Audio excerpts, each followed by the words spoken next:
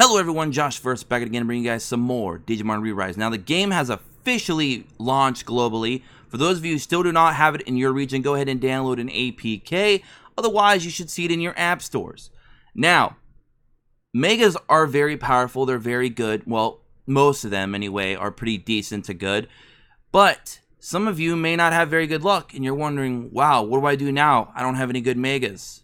Or I don't have very many Megas. What do I do? Well, don't worry, because this game actually offers a pretty good amount of ultimate-only capable Digimon that are very powerful and can help you succeed and get through hard-to-beat stages in the game, including Clash Battle, aka Raids.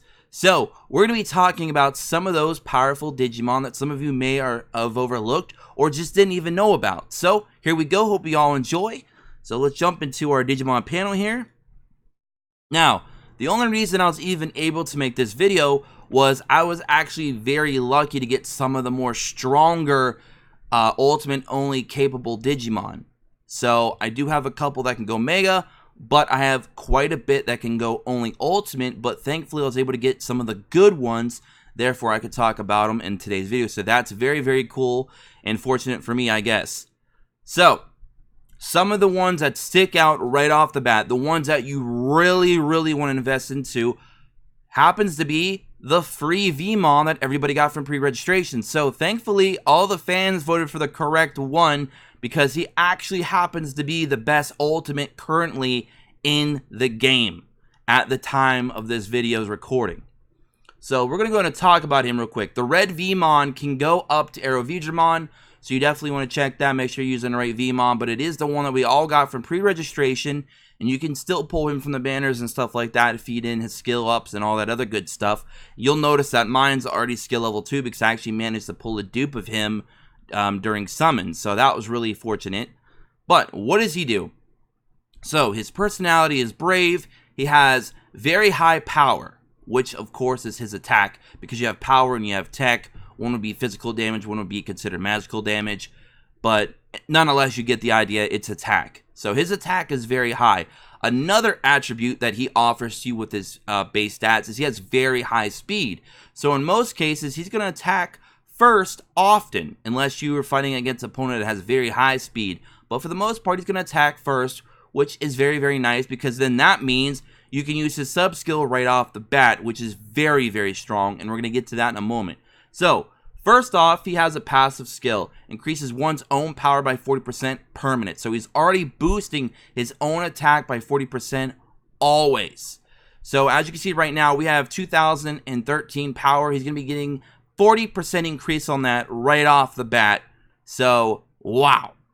Alright, now his main skill. It's very high damage multiplier on a single target enemy, and he has a chance to inflict stun on a single target for 2 turns. Now that's not going to help you necessarily in raid battle or clash battle, but it will be good in other PvP modes such as story and PvP, which of course is against AI in this game. It's not live PvP, so it'll be helpful there as well.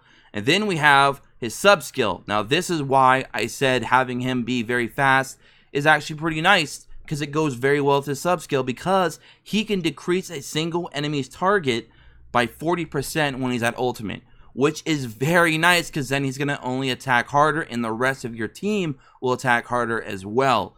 He also does a nice little single target damage with that to go along with it. So he's got 2 skills that both debuff. So he's a nice DPS/debuffer, and he self-buffs his own attack very high, and he already has naturally high attack in the first place. So, very good. And the fact that he's brave, he works within a DPS heavy comp. So, very strong. ReArise, definitely one of the Digimon that I would recommend being a priority for a lot of you. Very good. By far, probably the best overall ultimate in the game.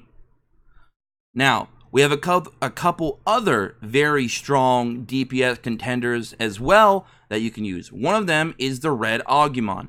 Now, you want to make sure you're using the right red Agumon, because there are a couple different ones. One of them can go like all the way up to War Greymon, for example. The other one can go up to like Shine Greymon, or only can go to Metal Greymon or Rise Greymon. So there's definitely, you want to look and make sure you're using the right one, you know, when you're setting up different team comps. For this particular video, we're going to be talking about the Red Agumon that can go up to Rise Greymon, because again, we're talking about non-megas. So what does he do? And you can see here, profile, he goes up to Rise, which I'm working on at the moment. You also get this for free by completing missions. So this will be another free Digimon that all of you will have. So the first two Digimons we're talking about in today's video, every player should have. So you should have no problem having these Digimon. Now, what does he do? His passive, increase the counter rate of brave allies by 20%, which is very good in a DPS comp because, as we just talked about, Vmon is a brave Digimon, and so is this Greymon. It is a brave as well, so very, very nice. It works hand in hand. He also has very high base power stats to go along with that, and his speed's nothing to sniff at. It is 23, which is, of course, not as fast as Vmon at 25, but still pretty modest, I would say. And again, that passive skill is very nice. He also has a nice single target S1, and his S2 also decreases 4 enemies' targets' power.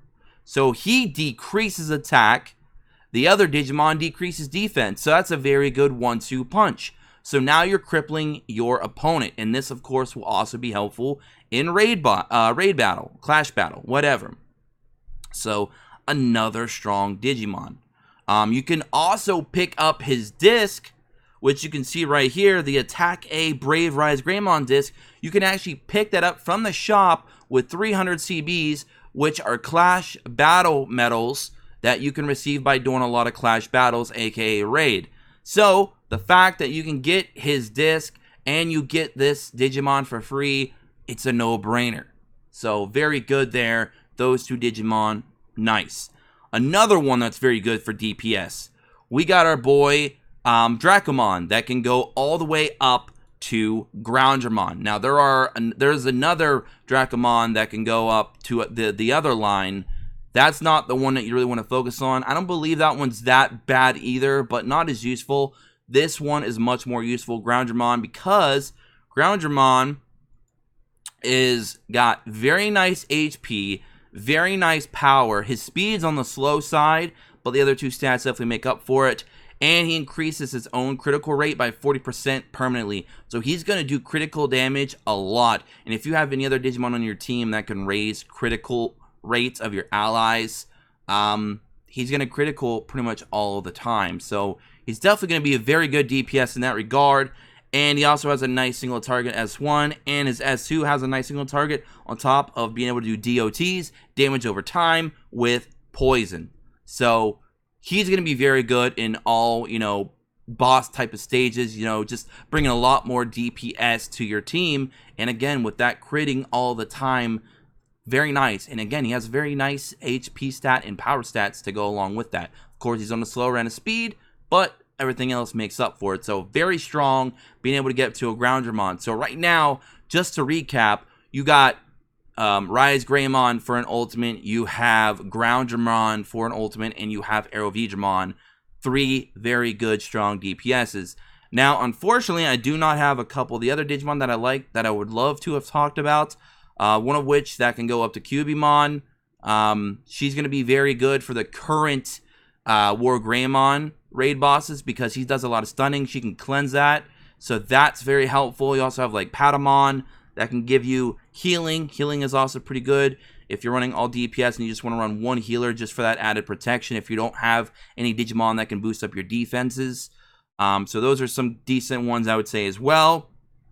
We also have the purple Demimon, because the Demimon can actually go up to Myotismon, and this is a PvP unit, and it's not bad either. Increases the critical rate of deft allies by 20%, which is not bad because, of course, this Demimon is deft. I believe the Groundramon is deft as well, so you're going to also boost him. So very, very good right there, and got a nice dual attack on his S1, and S2 also can provide stuns on all enemies, and that's what makes him very useful for PvP, is being able to AoE stun.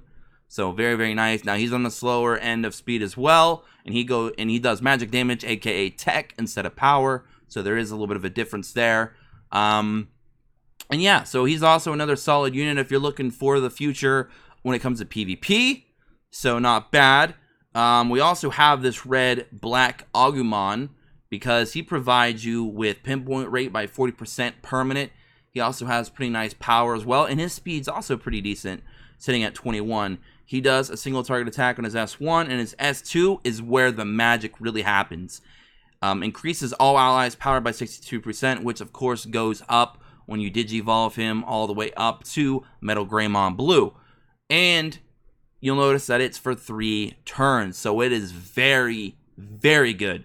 So if you really, really want to push that DPS mark, especially if you're trying to get as high as possible in damage for your raid bosses, this guy is a very good buffer on his sub skill because it has a 3. It lasts for 3 turns, which is very nice. It helps cut into that 106 cooldown period for seconds. Of course, that it can go lower if you skill it up. And it's a very big power boost, and it's for all allies. So it is not dependent on what their personality is, which he's also Brave, by the way. So he fits in with the other units that are buffing Brave. So you don't have to worry about that. And it's just very nice. And it's not dependent on if you're a power type or a tech type either. So it's just a flat, everyone gets it, big percentage boost to power. Very awesome. So if you are running tech types, I don't believe that helps you though, because it is power that's getting increased. But you get the idea. Very strong unit. There is, I believe, one more that I wanted to talk about that was also an Agumon. Oh yeah, it's this one right here. The red Snow Agumon. Now this one is not very helpful at the moment, but he will be helpful for a raid boss later down the road, which would be Metal Garurumon. Now in JP, this guy was helpful right off the bat because JP started with Metal Garurumon, and what he's doing is he's nullifying freeze effects targeting Brave allies for 2 turns, and he nullifies freeze's effects targeting himself permanently. He also does a freeze on his S2 if you want to run him in like PvP or something like that, for example. But his main job is to basically be in there as a supporter to kind of help you get around being frozen when you're trying to fight Metal Garurumon, much like Vmon works right now for trying to clear out the stuns for War Greymons. So some of these Digimon, and of course you can go up to Monzimon, so some of these Digimon are actually pretty useful for certain stages of the game. So don't get too upset if you don't have a full team of Mega, because some of these Digimon that can only go to Ultimate are pretty useful for certain and select stages or different types of scenarios depending on what you're trying to do. But some of the ones we talked about early on in the video are very, very good and very powerful. Of course, there are some other Digimon that we could probably talk about. It would be a very long video if we went through everything.